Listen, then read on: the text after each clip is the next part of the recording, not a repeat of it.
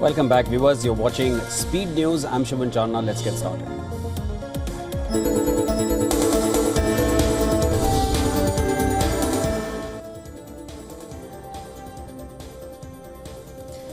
US President Trump has issued a warning to Russia as the country remains tight-lipped on the proposed ceasefire with Ukraine.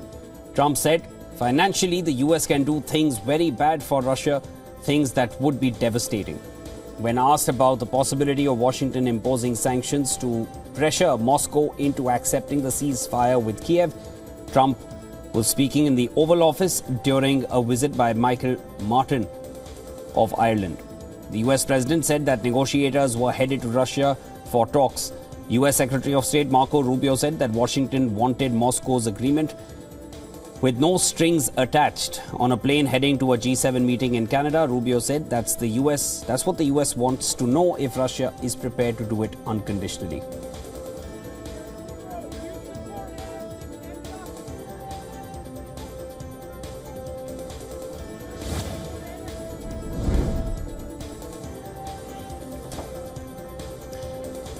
Vladimir Putin visited Russian troops who have made gains in Kursk against Ukrainian forces battling to keep Russian territory seized in an offensive last year. In his first visit to the Kursk region since Ukraine launched its shock counter-offensive in August, Putin, dressed in army camouflage, not an often sight, hailed recent gains and urged his troops on to win back the entire area.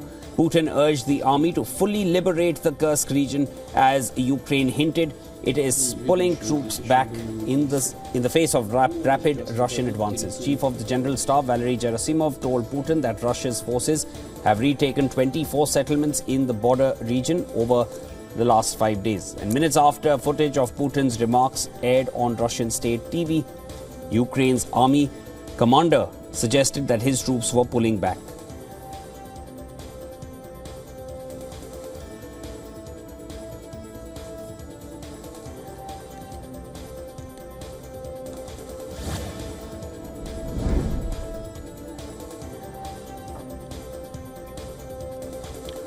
The UK government has expelled a Russian diplomat and his spouse in response to Russia's expulsion of 2 British embassy staff in Moscow earlier this week.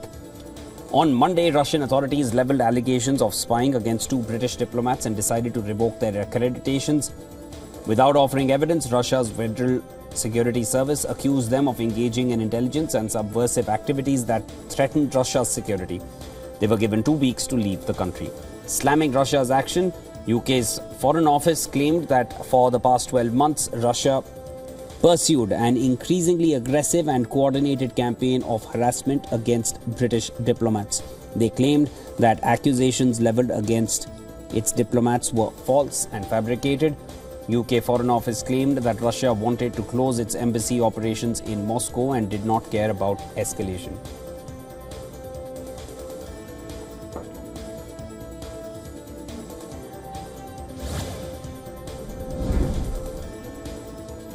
Amid contemplation over how Gaza ceasefire talks are going to proceed, US President Trump said that nobody is expelling any Palestinians from Gaza, a retreat from his rather prominent stance of clearing out Gaza in the past. Trump made the statement as he replied to a journalist's question during a meeting with Irish Prime Minister Michael Martin at the White House. He had previously said that all Palestinians should be removed from Gaza. First he said clear them out, then he said remove them temporarily following a peace deal. And speaking alongside Trump, Martin said aid needed to be surged into Gaza as he called for a ceasefire and the release of all remaining hostages. Trump's switch in stance came as Arab foreign ministers met in Qatar recently with US West Asia envoy Steve Witkoff. They completely denounced Trump's plan and discussed the reconstruction of Gaza, which was proposed by Egypt. Foreign ministers from Qatar, Jordan, Egypt, Saudi Arabia, UAE and the Secretary General of the Palestinian Liberation Organization were present at the meeting.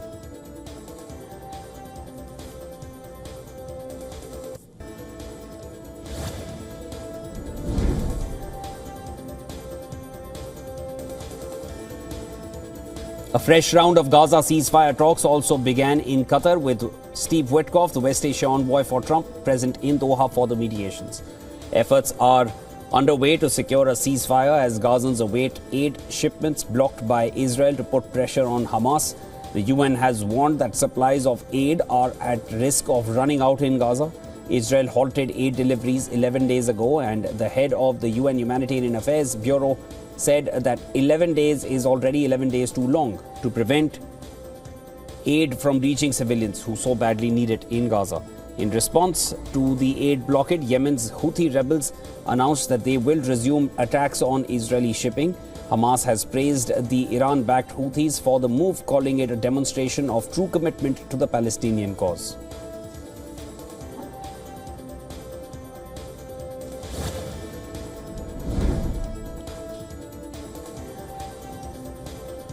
The United States has urged UN Security Council to take immediate action against Iran's growing nuclear threat. Following a closed-door meeting, the US has called for unity in condemning Tehran's brazen behavior after a new UN report revealed Iran's uranium stockpile has surged to 60% purity, dangerously close to bomb-grade levels. The US argues that Iran's actions pose a direct threat to international peace and security and insists the Council must take a firm stand. President Trump, steadfast in his maximum pressure strategy, has stressed the need for a new nuclear deal with Iran, despite Tehran's rejection of talks under current sanctions.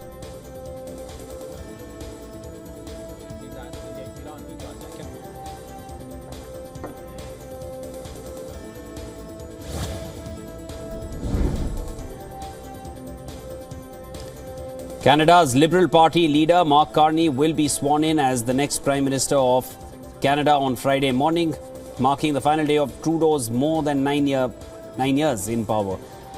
Carney will become Canada's 24th PM. Governor General's office said the oath-taking ceremony of Carney and his cabinet ministers will take place at 11 a.m. local time.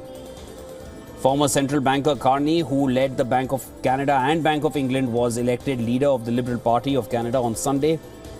He is a political novice, aged 59, and Carney won 86% of more than the 150,000 votes cast. His jump into politics comes at a time of trade tensions with the US.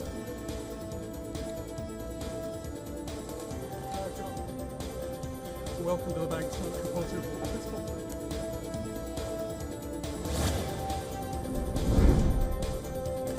Canada has announced plans to ease financial sanctions against Syria and appoint an ambassador as the Damascus interim government seeks international support. Omar Al-Ghabra, Canada's special envoy for Syria, has said the country can play a key role in fostering an inclusive, stable future for Syrians. Sanctions will be lifted to allow funds to flow through Syrian banks, including the central bank. Canada's ambassador to Lebanon, Stephanie McCollum, will also take on a non-resident role for Syria. This move comes after Bashar al-Assad's fall and the rise of the new interim government under President Ahmad al-Shara. However, concerns over violence against minorities and human rights abuses persist, with Canada's Foreign Minister Melanie Joy condemning recent atrocities, calling for protection of all civilians and accountability.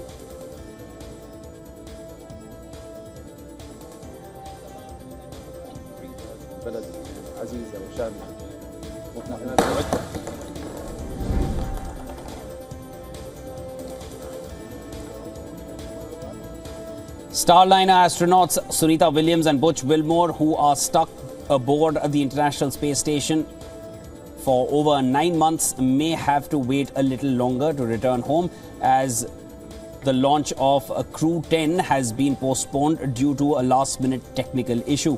The Falcon 9 rocket propelling the NASA SpaceX Crew 10 was set to blast off from Florida's Kennedy Space Center on Wednesday evening. But with around 45 minutes left on the countdown clock and the 4-member team strapped in, the launch was scrubbed because of a technical issue. NASA launch commentators said that there was an issue with the hydraulic system on the ground side, adding that everything was fine with the rocket and the spacecraft.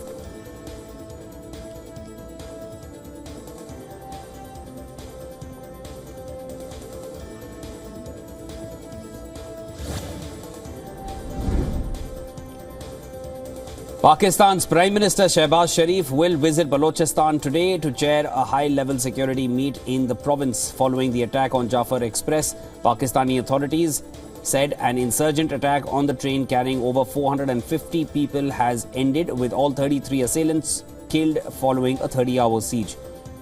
As per officials, the insurgents killed 21 hostages before they were eliminated by the security forces. All other passengers were rescued. Reports claim 27 off-duty soldiers were also shot by militants. These soldiers had been travelling on the train as passengers, while one on-duty soldier was killed in the clearance operation. Pakistan's information minister said the military operation successfully reached its logical conclusion.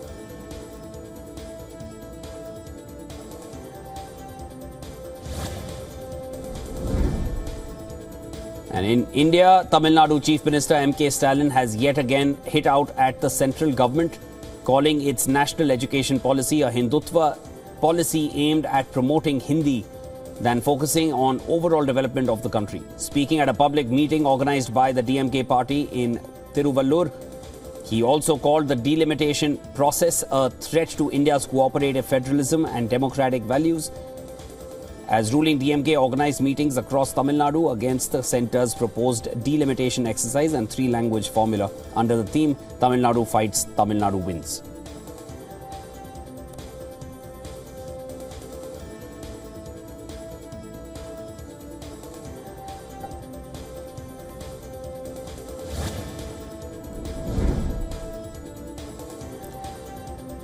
Trump administration has announced the rollback of major climate policies, including rules that target pollution from vehicles and power plants.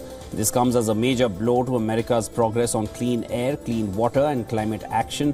The rollbacks, 31 in number, were announced on a single day, which Environmental Protection Agency administrator called the greatest and most consequential day of deregulation in US history, as he promised to unleash American energy and revitalize the American auto industry.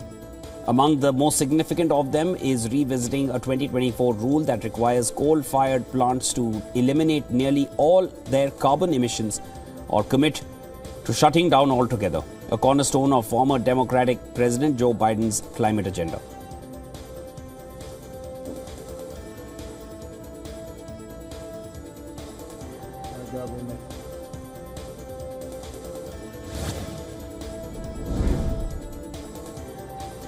France's leading publishing and authors associations have filed a lawsuit against Meta for allegedly using copyright-protected content without authorization to train its AI systems.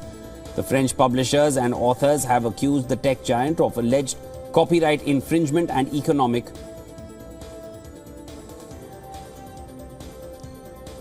parasitism. Although this is the first such case in France, it echoes a surge of lawsuits in the US, where authors, artists and publishers have challenged tech companies over AI training data. In 2023, American actress and author Sarah Silverman, Pulitzer Prize winner Michael, and other prominent authors accused Meta of using their copyrighted books to train AI models. OpenAI, the company behind the ChatGPT, faces a series of similar lawsuits in the US, Canada and India.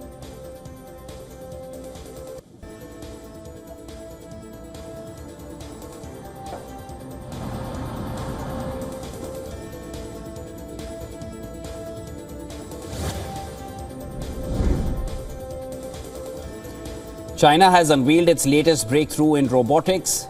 This humanoid robot is capable of riding a bicycle and even carrying out delicate tasks such as using a needle and thread. Not just the bicycle, the 1.3 meter tall robot can also ride a scooter and operate a self-balancing scooter with ease. And that's not all. This robot can also accurately judge and respond to human facial expressions and vocal tones.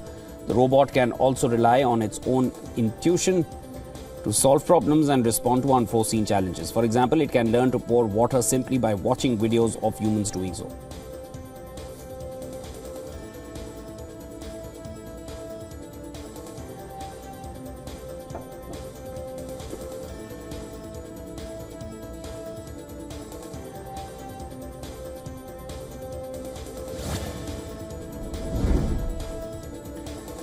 US budget deficit in the last 5 months hit a record $1.147 trillion, surpassing the previous peak seen during COVID-19. February alone saw a $307 billion deficit, up 4% from last year, as spending on debt interest, social security and healthcare outpaced revenue gains. Trump's new tariffs on China had little impact in February, with effects expected in March. Efforts to slash government spending through the Department of Government Efficiency, led by Elon Musk, have so far shown mixed results, with deep cuts in education but rising costs elsewhere. Treasury interest payments have soared to $478 billion, even surpassing military spending. Experts warn of unsustainable debt levels, with borrowings averaging $8 billion per day.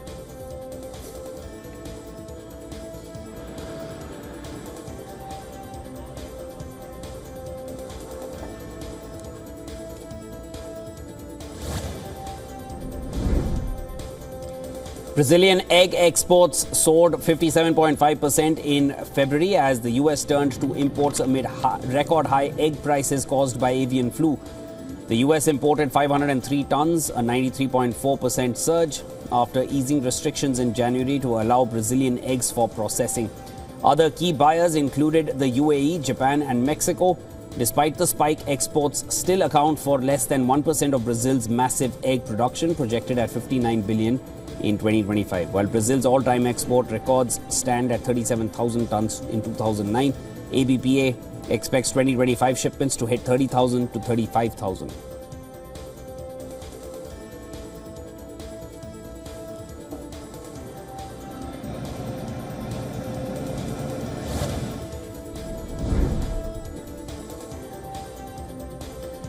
Aluminium and steel prices in the US are hovering near record highs after a 25% tariff took effect, triggering retaliation from Canada and Europe.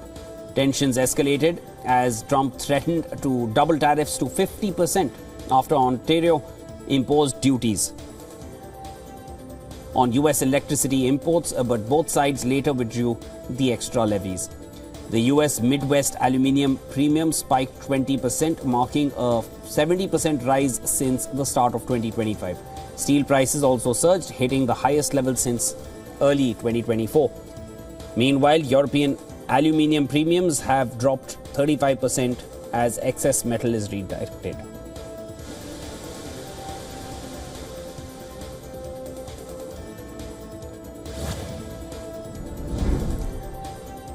JP Morgan has slashed its Tesla price target, citing weaker demand and a second straight year of declining deliveries.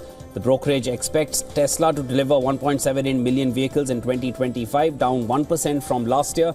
Protests against Elon Musk's leadership and his role in US federal workforce cuts have sparked boycotts, second-hand sales and vandalism at Tesla stores.